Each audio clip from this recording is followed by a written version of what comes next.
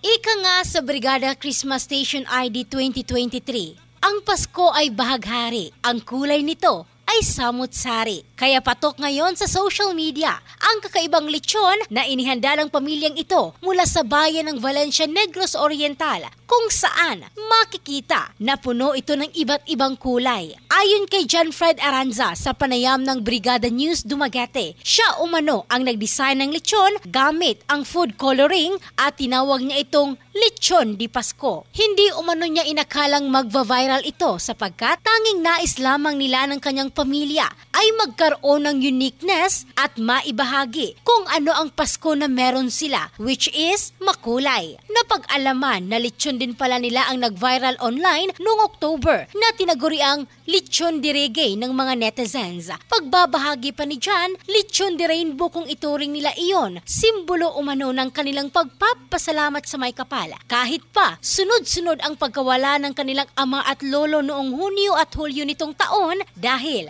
naniniwala pa rin silang there's a rainbow after the rain. Ang bahaging ito ay hatid ng Drive Max Adult Herbal Capsule, lalaking laging umaangat. In the heart of changing lives, ito si Michelle Craste ng Brigada News Philippines, the Music and News Authority.